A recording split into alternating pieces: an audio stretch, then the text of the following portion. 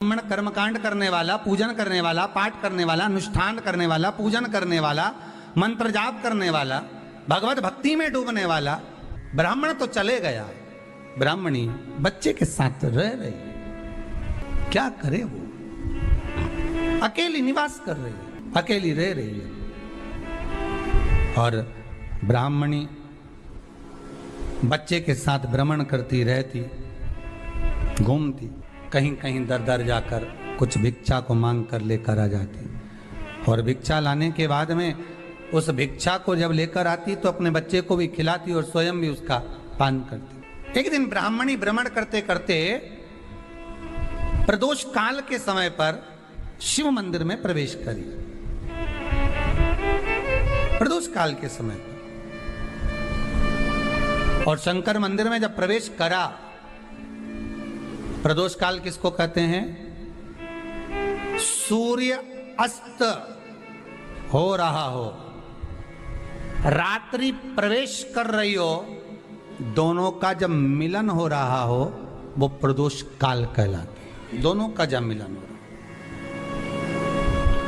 सूर्यास्त हो रहा हो, रात्रि अपना चरण बढ़ाने के लिए आगे बढ़ रही हो और दोनों का जब मिलन हो रहा है, वो प्रदोष काल है, वो प्रदोष का समय है। ब्राह्मणी मंदिर में प्रवेश कर रही है। जब ब्राह्मणी मंदिर में प्रवेश करी, मंदिर के अंदर पहुंची, प्रदोष काल का समय था, प्रदोष का समय चल रहा था। और प्रदोष काल के उस समय में, प्रदोष काल के उस समय में जब ब्राह्मणी ने देखा कि कोई भगवान की भक्ति में लगा हुआ है, भगवान के रस तत्व में डूबा हुआ है, आज ब्राह्मणी के पास में कुछ पदार्थ नहीं है, अपने बच्चे का पेट भरने के लिए कोई सामग्री नहीं है, और कुछ आस लेके वो प्रवेश करी है, कुछ आस लेकर वो अंदर प्रवेश कर जाती है। कोई ऋषि की पत्नी, कोई ब्राह्मण जन की अर्धांगिनी उस प्रदोष के समय पर शंकर का अभिषेक पूजन कर रही थी, भगवान शिव की आराधना कर रही थी, भगवान की भक्ति में डूबी हुई थी। जब भगवान शिव की आराधना में डूबी हुई है, आराधना कर रही है, उस काल में वहां पर पड़ी हुई कुछ वस्तु को इस ब्राह्मणी ने मांग लिया। मेरे बालक को बहुत भूख लगी है, मेरा बच्चा बड़ा भूखा है, इसके भोजन लेते से कहा इसमें तो स्वाद नहीं है। परफेक्ट शरबती के लिए चाहिए परफेक्ट वेदर, परफेक्ट सॉइल और परफेक्ट इरिगेशन सिस्टम। कहा इसमें तो स्वाद नहीं है, इसमें स्वाद नहीं है। उस ब्राह्मणी ने बड़ा सुंदर एक संवाद कहा। घर का जो बड़ा होता है ना, घर का जो बड़े होता है, घर का बुजुर्ग जो होता है, घर का जो प्रथम स्थल प्राप्त करने वाला, मेन कुर्सी पर, अच्छी जगह पर जो बैठने वाला होता है ना, ब्राह्मणी कहती है वो कभी किसी वस्तु में ऐब नहीं देखता, मिनक नहीं निकालता। तो अन्नकूट की तारीख पे इनका नाम लिख लो, और अगला अन्नकूट आए तब दोनों की दशा देखना। एक जो चुपचाप खाकर चले गया, भगवान के प्रसाद को प्रसाद मानकर, प्रभु का दर्शन मानकर लेकर चले गया, वो उन्नति की सीढ़ी पर चढ़ता चले गया, और जो मिनक निकालता रहा वो साल भर खटर पटर की जिंदगी जीता रहा। भगवान के प्रसाद में कभी भी ध्यान रखिएगा, भगवान के प्रसाद के अंतर्गत स्वाद की कोई मूलता नहीं होती। भगवान का प्रसाद स्वयं स्वाद है।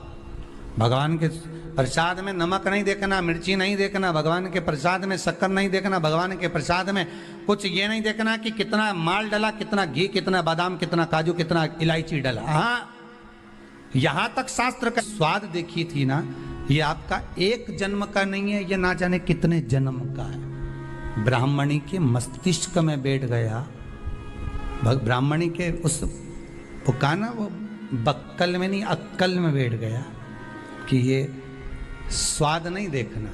इसलिए प्रदोष व्रत के अंतर्गत ब्राह्मणी ने उस दिन से विचार कर लिया कि जैसे आप पूजन कर रही हो, जैसे आप अर्चना कर रही हो, जैसे आप आराधना कर रही हो, ऐसी आराधना, ऐसी पूजन, ऐसी भक्ति में भी करूंगी, ऐसी आराधना में भी करूंगी। अब मैं स्वाद नहीं देखूंगी। तो प्रदोष व्रत करने वाले को ध्यान रखना चाहिए कि नमक का सेवन ना करे, भोजन ना करे, फलाहार करिए, फल का आहार करिए, प्रयास करिए। और यदि आपने व्रत का ले लिया भोजन का कि हम तो एक टाइम फलाहार करेंगे, एक टाइम भोजन करेंगे, ऐसा भी कई लोग प्रदोष ले लेते हैं, तो वो बात आपकी है, आप तक रखो, ठीक है, अपने मन तक। ठीक है, बाबा आपकी मनोकामना पूर्ण करे, वो भी भाव रखो। अरे भगवान को धन्यवाद दो कभी कभी कि तूने अच्छे घर में पैदा किया, अच्छा परिवार दिया, अच्छा पति दिया, अच्छी पत्नी दी, अच्छे बच्चे दिए, अच्छा कुटुंब दिया, घर दिया, दुकान दी, जमीन जायदाद दी, शरीर अच्छा दिया, हाथ पैर आंख नाक मुंह सब बढ़िया दिया, एक के भी निपटा के नहीं भेजा तूने। मान लो एक आध निपटा के भेज देता तो क्या झगड़ा करने ऊपर जाते? एक ही कान देता और एक गायब कर देता तो यहां से चिपका देता, तो क्या कर लेते? हाथ एक देता और एक गायब कर देता तो क्या झगड़ा करने जाते ऊपर कि मुझे ऐसा शरीर दिया? नहीं, भगवान को धन्यवाद देना कि मुझे अच्छे घर में पैदा करा, कटोरा लेके वहां चौराहे पे नहीं बिठाया, तूने अच्छा घर दिया, 2 समय की रोटी दे रहा है, खूब जोरदार शरीर दिया, भजन करने का मुहूर्त दिया, और बचा कुचा था तो ये सियोर वाला महाराज दे दिया, कथा सुनाने वाला। शाम के समय पर प्रदोष काल में बेलपत्री के पेड़ के नीचे, चाहे शंकर के मंदिर के दरवाजे पर या शिव मंदिर में, अगर आप प्रदोष के दिन दिया लगाते हो, सोमवार के दिन दिया लगाते हो, तो ऐसा कोई व्यक्ति नहीं जिसको मेरे देवाधिदेव महादेव, मेरा विश्वनाथ भंडार नहीं भरता हो। खा लेता है जो शंकर के मंदिर को संभाल लेता है, उसके घर को और उसके परिवार को स्वयं महादेव संभाल लेता है, स्वयं महादेव।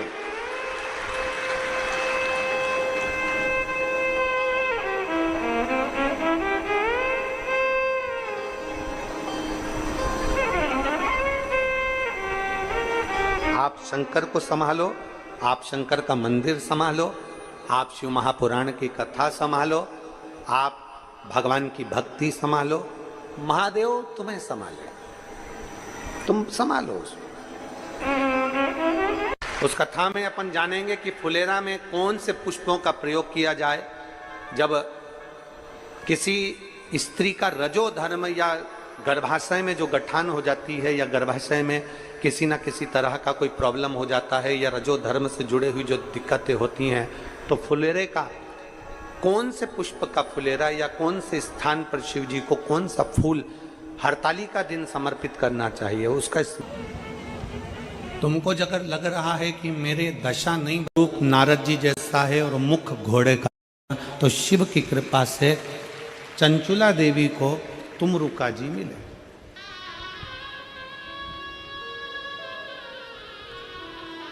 कौन तुमरुका?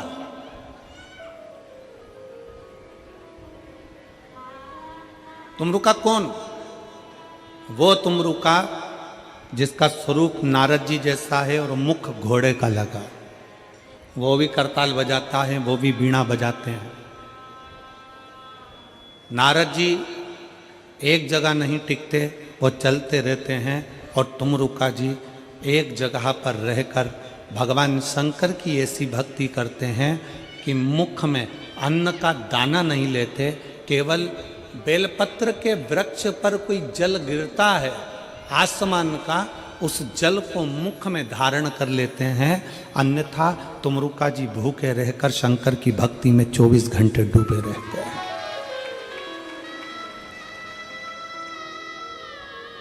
वो तुमरुका जी।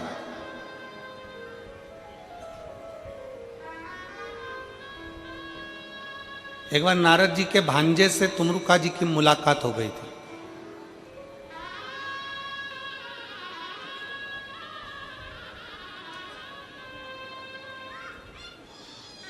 और नारद जी के भांजे ने तुमरुका जी से पूछा था कि तुम कुछ भी नहीं खाते, ना फल खाते हो, ना अन्न खाते हो, ना कुछ प्रसाद पाते हो, फिर भी तुम्हें इतनी शक्ति, इतना बल कहाँ से आता है कि तुम भगवान शंकर की इतनी भक्ति कर लेते हो?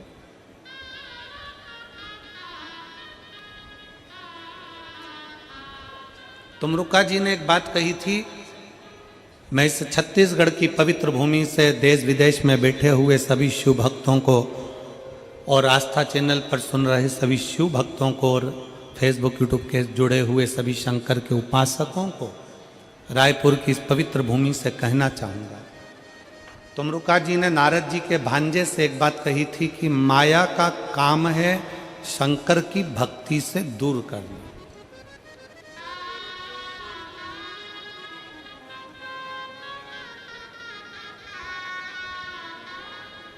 माया का काम है शंकर की भक्ति से दूर करना।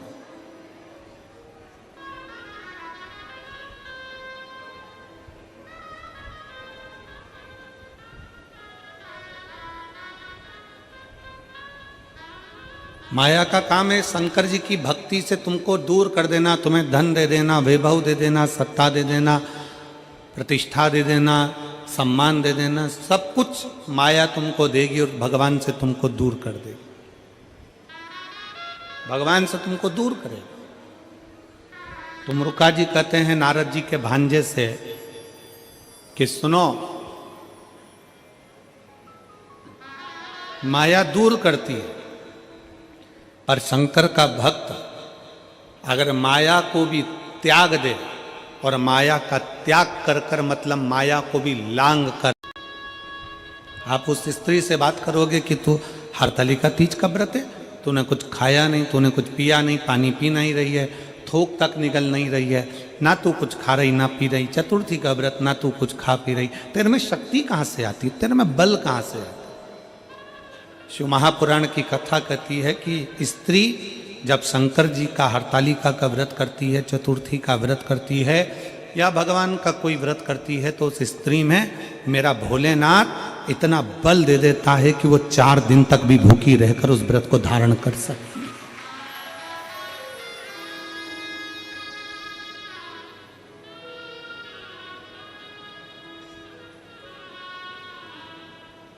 आजकल एक फैशन चला है,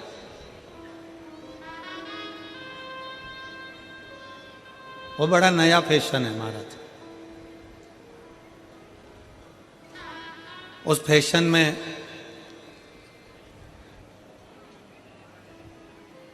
कई बेटे कई बेटियां लंकाधिपति रावण पीछे खड़ा था, ब्राह्मण के कपड़े पहना था, ब्राह्मण का स्वरूप बनाया हुआ था और पूजन में राजा अज लगे हुए थे। राजा अज जब पूजन में लगे हुए थे तभी उसी समय पर राजा अज ने शिव जी का चढ़ाया हुआ जल हाथ में झेल लिया।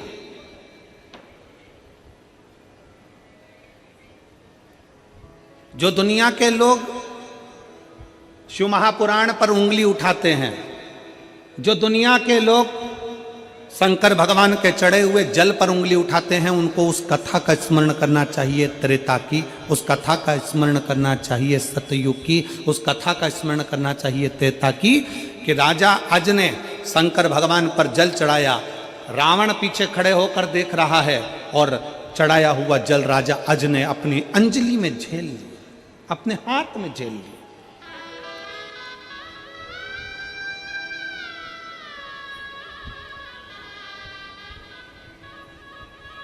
उस जल को लेकर राजा अज ने वो जल पश्चिम में फेंक दिया, पश्चिम दिशा में फेंका, बैठे बैठे पश्चिम दिशा में फेंक दिया।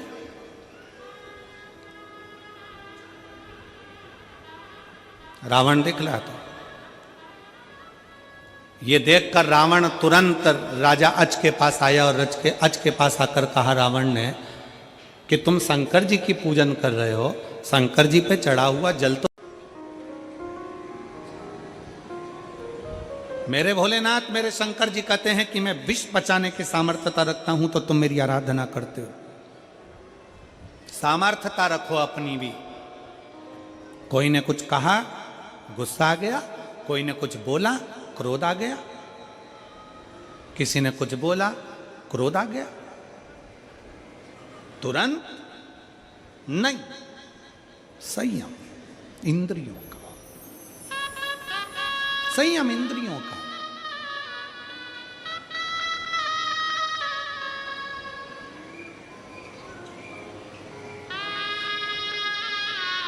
और जब अपने भीतर का संयम होता है तो उस संयम का फल हमें मिलता जरूर। अपने भीतर का, अपनी इंद्रियों का जब संयम होता है तो उसका फल मिलता जरूर। भगवान शंकर की मूर्ति बनाकर दरवाजे पर खड़ी करी अपमान करने के लिए,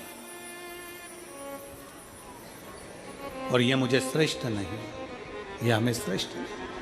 अपमान करने के लिए ब्रह्मा जी से पूछा कि आप अंदर क्यों नहीं आते, सती का स्वयंवर है, आओ अंदर। नहीं, आपने अपमान करने के लिए शंकर जी की मूर्ति को दरवाजे पर रखा, हम नहीं आ सकते, नहीं आ।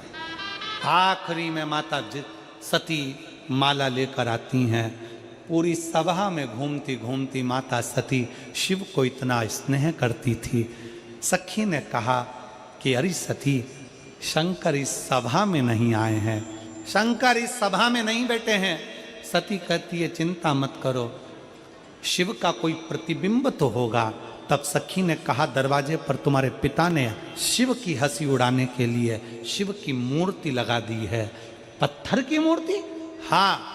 सती कहती है अगर मेरा विश्वास पक्का है, भरोसा पक्का है और मेरा विश्वास अगर दृढ़ है तो पत्थर की मूर्ति से भी महादेव प्रकट हो जाएगा। पत्थर की मूर्ति से भी महादेव प्रकट हो जाएंगे, पत्थर की मूर्त से भी शिव प्रकट हो जाएंगे। सती मैया माला लेकर सब दूर घूमकर दौड़कर बाहर निकल जाती हैं और शंकर भगवान की मूर्ति के गले में माला पहना देती हैं। जैसे ही माला पहनाई, शंकर उस मूर्ति से प्रकट होकर सती का हाथ पकड़ लेते हैं। दक्ष प्रजापति जानते हैं अब तो मुझे विवाह करना ही पड़ेगा। तब शिव और सती का विवाह होता है, तब शिव सती का विवाह।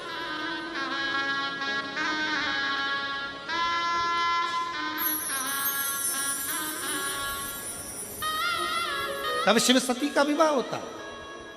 क्या जीता? शंकर और सती के विवाह से हमने क्या सीखा? जम के बोलो, क्या सीखे हो शंकर और सती के विवाह से? शंकर और सती के विवाह से हम सीखे हैं कि पत्थर की मूर्ति को भी अगर दिल से पूजा जाए तो उसमें से महादेव प्रकट हो सकते हैं, शंकर प्रकट हो सकते हैं। पत्थर की मूर्ति में भी परमात्मा बसा होता है, वो प्रकट हो सकता है, वो सामने।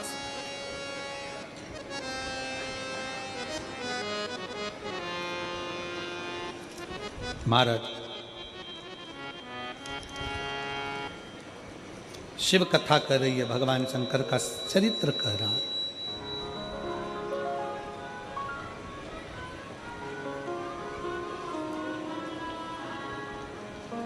भगवान शंकर की पवित्र कथा कर रही है।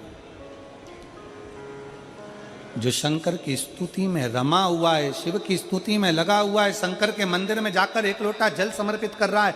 दुनिया के लोगों की दृष्टि में भले वो पत्थर की मूर्ति हो, दुनिया के लोगों के दृष्टि में भले वो पाषाण हो, दुनिया के लोगों की दृष्टि में भले वो शंकर का एक शिवलिंग हो, पत्थर का एक शिवलिंग हो, पर जो दिल से जल चढ़ाता है, बाबा दिल से उसको स्वीकार कर लेता है। एक माँ यहाँ बैठी है जिसका बच्चा माइंड से विकलांग है,